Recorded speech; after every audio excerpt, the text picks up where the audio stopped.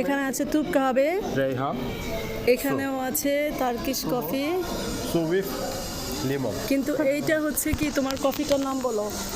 Zerzevan. জারজেবাল। এটার অজিল্লিক কি, মানে এটা Name কি of আছে?